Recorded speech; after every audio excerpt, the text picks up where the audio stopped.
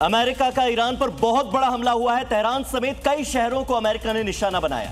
जो आसपास के शहरों पर बमबारी हुई है। बंदर अब्बास, काशिम द्वीप पर हवाई हमला किया गया है, जिससे एक बार फिर से तनाव बढ़ता हुआ नजर आ रहा है। तो ईरान और अमेरिका के बीच युद्ध को लेकर के एक बार फिर से तनाव बढ़ता जा रहा है और अमेरिका को अब जवाब ईरान भी दे रहा है। और बड़ी बात यह कि कई जगहों पर हमले हुए हैं। तो देखिए, ये तस्वीरें हम आपको दिखा रहे हैं। मिडिल ईस्ट में एक बार फिर से जंग की चिंगारी भड़कती हुई नजर आ रही है।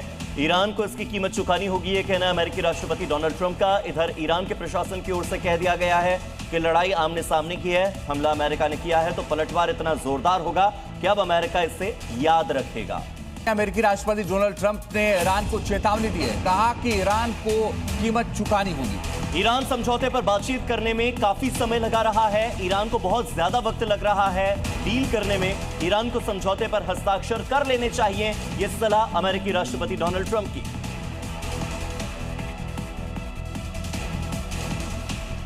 अमेरिका का जो एक इलाका है वहां की भी खबर सामने आई है कि अमेरिका की ओर से वहां पर एक मीटिंग हुई, जिसके बाद यह तय हुआ कि ईरान पर अटैक करना है। अमेरिका ने ईरान पर इसके बाद हमला बोल दिया। सिरिक और मिनाब में भीषण विस्फोट किए। बंदर अब्बास और केशव द्वीप पर भी मिसाइल की बारिश की गई। ट्रंप की धमकी के बाद हमलों का दूसरा चरण शुरू किया जा चुका है। हॉर्मुज के पास जितने भी सिस्टम है, रडार सिस्टम है, ड्रोन यूनिट्स हैं, सब कुछ तबाह हो चुके हैं। देखिए, अमेरिकी सेना ने ईरान पर बड़े हमले शुरू कर दिए हैं। अमेरिकी सेंट्रल कमांड के सुरक्षा बलों ने दक्षिणी ईरान में कई ठिकानों को निशाना बनाया, जिसमें एयर डिफेंस सिस्टम, रडार और ड्रोन कमांड यूनिट शामिल है। अमेरिका ने कहा है कि ये हमले ईरान की गैर जरूरी आक्रामकता के जवाब में किए गए हैं। हॉर्मुज के आसपास हमले किए जा रहे हैं। सिरिक में भी विस्फोट की आवाज सुनी गई। हमले से पहले राष्ट्रपति ट्रंप ईरान को धमकी दे चुके थे कि समझौता करो या फिर युद्ध झेलो। अपाचे हेलीकॉप्टर पर हमले के बाद ये हमले का दूसरा चरण है। और अब बड़ी खबर आपको बता दें, अमेरिका का सेटेबेलो जहाज पर हमला हुआ है। ओमान की खाड़ी में जहाज को निशाना बनाया गया है। बताया जा रहा है कि जहाज ने निर्देशों का पालन नहीं किया, यह अमेरिका का दावा है। 24 घंटे में भारतीय क्रू वाले जहाज पर यह लगातार दूसरा हमला है। हमले के बाद 3 भारतीय क्रू मेंबर लापता बताए जा रहे हैं, जिनकी तलाश फिलहाल की जा रही है और उम्मीद है कि जल्दी इन्हें ढूंढ लिया जाएगा। लेकिन हमले के बाद ये सभी लापता हैं। तो भारतीय क्रू मेंबर्स इस जहाज पर सवार थे। हमले के बाद से 3 भारतीय क्रू मेंबर्स हैं जो कि लापता हैं। ओमान की खाड़ी में निशाना बनाया गया। इससे पहले 24 ऐसे भारतीय थे जो कि जहाज पर मौजूद थे।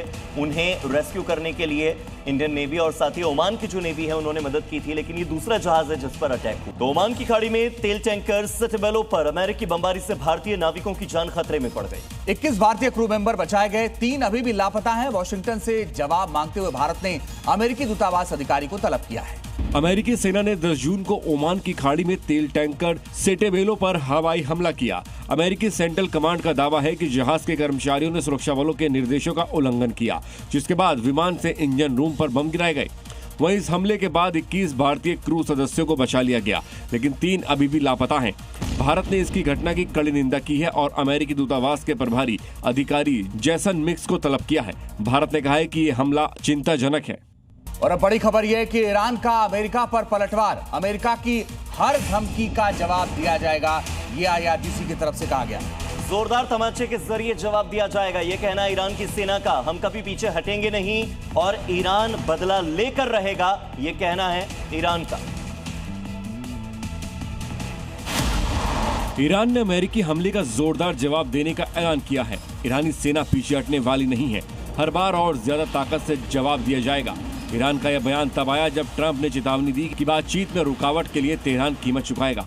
इस बीच इजरायल ने कहा है कि ईरान के साथ युद्ध अभी खत्म नहीं हुआ है और इजरायल बड़ी ताकत से फिर से हमला करने के लिए तैयार है। इजरायल ने लेबनान के शहर तायर के ईसाई इलाके के लोगों को घर लौटने की मंजूरी देने की भी बात कही है।